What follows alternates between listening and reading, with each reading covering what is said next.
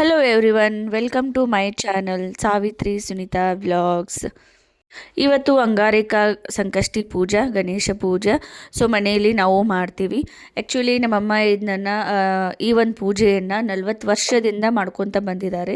ಅಂದರೆ ನಮ್ಮಮ್ಮ ಅಂದು ಮದುವೆ ಆಗೋಕ್ಕಿಂತ ಮುಂಚೆಯಿಂದನೂ ಈ ಒಂದು ಪೂಜೆನ ಕಂಟಿನ್ಯೂಸ್ ಆಗಿ ಮಾಡ್ಕೊತಾನೆ ಬಂದಿದ್ದಾರೆ, ಗಣೇಶ ಸಂಕಷ್ಟಿ ಪೂಜೆನ. ಅದಾದಮೇಲೆ ನಾನು ಸೆಕೆಂಡ್ ಇಯರ್ ಇದ್ದಾಗಿಂದ ಈ ಒಂದು ಪೂಜೆನ ಕಂಟಿನ್ಯೂಸ್ ಆಗಿ ಮಾಡೋದಕ್ಕೆ ಸ್ಟಾರ್ಟ್ ಮಾಡಿದೆ. ಸೊ ನಮ್ಮಮ್ಮ ಆ ಒಂದು ಪೂಜೆನ ಮಾಡೋದು ಸ್ಟಾಪ್ ಮಾಡಿದ್ರು ಅಂತಂದರೆ ನಾನೇ ಮನೇಲಿ ಮಾಡೋದಕ್ಕೆ ಸ್ಟಾರ್ಟ್ ಮಾಡಿದಾಗಿಂದ ಅವರು ಉಪವಾಸ ಇರೋದು ಪೂಜೆ ಮಾಡೋದು ಬಿಟ್ಟರು. ಅದನ್ನೇ ನಾ ಕಂಟಿನ್ಯೂಯಸ್ ಆಗಿ ಮಾಡೋದಕ್ಕೆ ಸ್ಟಾರ್ಟ್ ಮಾಡಿದೆ.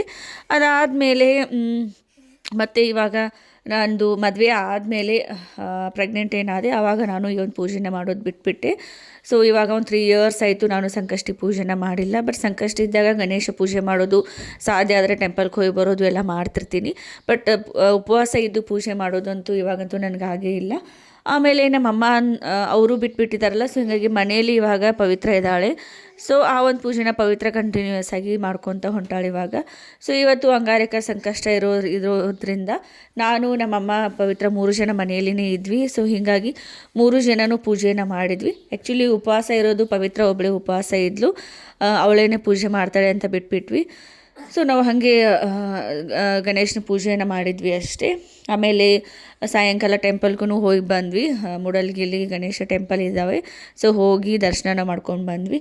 ಬಂದಮೇಲೆ ಸಾಯಂಕಾಲ ಪೂಜೆ ಮಾಡಬೇಕಲ್ಲ, ಸೊ ಹೀಗಾಗಿ ಪೂಜೆಗೆ ಅಂತ ಹೇಳಿ ಅವಳು ಎಲ್ಲ ಪ್ರಿಪ್ರೇಷನನ್ನು ಮಾಡೋದಕ್ಕೆ ಸ್ಟಾರ್ಟ್ ಮಾಡಿಕೊಂಡ್ಳು. ಬಂದಮೇಲೆ ನಾವು ಆ್ಯಕ್ಚುಲಿ ಗಣೇಶ ಸಂಕಷ್ಟಿ ಪೂಜೆನ ಮಾರ್ನಿಂಗ್ ಟೈಮಲ್ಲಿ ಮಾಡಲ್ಲ, ಮುಂಚೆದಿಂದ್ರೂ ನೈಟ್ ಟೈಮ್ ಈವ್ನಿಂಗ್ ಟೈಮಲ್ಲೇ ಮಾಡಿನೇ ರೂಢಿ.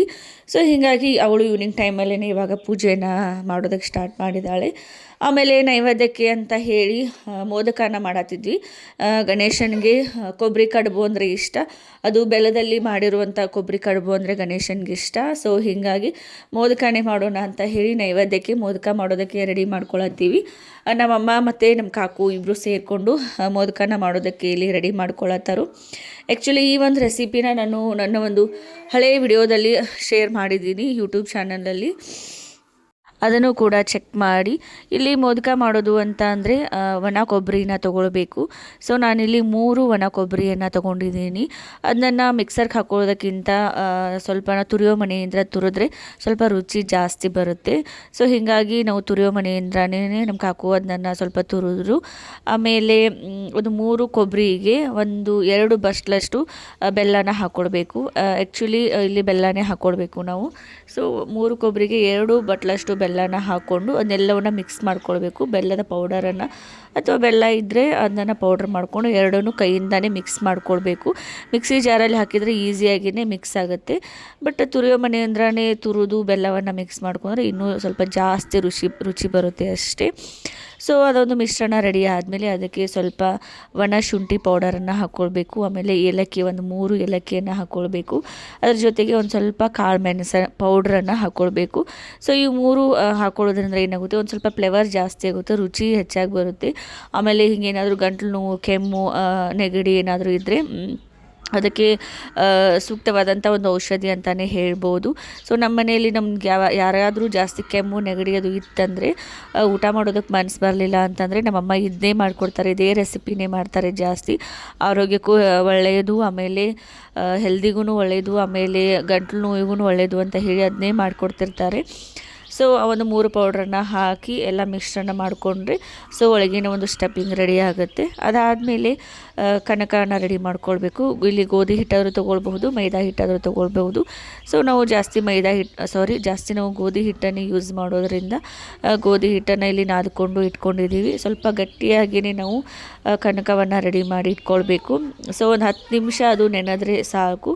ಸೊ ನೆನೆದಾದಮೇಲೆ ಈ ಥರ ಎಣ್ಣೆಯನ್ನು ಹಚ್ಕೊಂಡು ಒಂದು ಸ್ವಲ್ಪ ಚಿಕ್ಕದಾಗಿ ಎಲೆಯನ್ನು ಮಾಡ್ಕೊಳ್ಬೇಕು. ಸೊ ಎಲೆಯನ್ನು ಮಾಡಿಕೊಂಡು ಆ ಮಾಡಿರುವಂಥ ಸ್ಟಫಿಂಗನ್ನು ತುಂಬಿ ಈ ಥರ ಫೋಲ್ಡ್ ಮಾಡಿದರೆ ಮುಗೀತು, ಕಡುಬು ರೆಡಿ ಆಗುತ್ತೆ. ಸೊ ಅದಾದಮೇಲೆ ಇಲ್ಲಿ ನಾನು ಬಿಸಿನೀರನ್ನು ಕಾಯಿಸೋದಕ್ಕೆ ಇಟ್ಟಿದ್ದೀನಿ.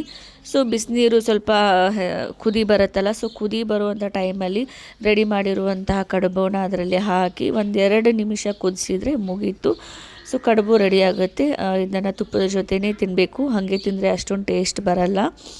ಸೊ ಅದಾದಮೇಲೆ ನೈವೇದ್ಯ ಎಲ್ಲ ರೆಡಿ ಆದಮೇಲೆ ಇಲ್ಲಿ ಗಣೇಶನ ಪೂಜೆಯನ್ನು ಮಾಡಿ ಗಣೇಶ್ಗೆ ನೈವೇದ್ಯವನ್ನು ಮಾಡಿದ್ವಿ. ಅದಾದಮೇಲೆ ಆಕಳ ಪೂಜೆಯನ್ನು ಮಾಡ್ತೀವಿ. ಸೊ ಆಕಳಿಗೂ ಪೂಜೆಯನ್ನು ಮಾಡಿ ನೈವೇದ್ಯವನ್ನು ಮಾಡಿದ್ವಿ.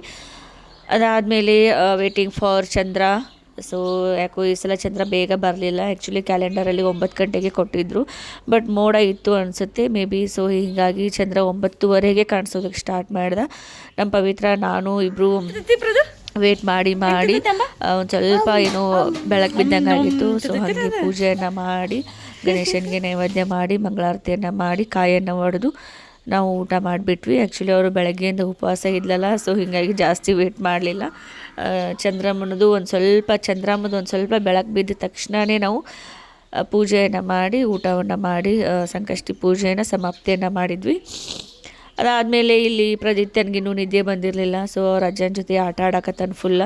ಇದು ಅವನಿಗೂ ಬ್ಲ್ಯಾಂಕೆಟು ಪ್ರದಿತ್ಯಂದು. ಸೊ ಆ ಬ್ಲ್ಯಾಂಕೆಟ್ ಬಿಟ್ಟರೆ ಅವ್ನಿಗೆ ನಿದ್ದೆನೇ ಬರಲ್ಲ. ಅದು ಯಾರಿಗೂ ಕೊಡೋದು ಇಲ್ಲ ಆ್ಯಕ್ಚುಲಿ. ಅದು ನೋಡಿದ್ರೇ ಅವ್ನಿಗೆ ನಿದ್ದೆ ಬರುತ್ತೆ. ಸೊ ಇದಾಗಿತ್ತು ನನ್ನ ಒಂದು vlog. Thank you so much for watching my YouTube channel.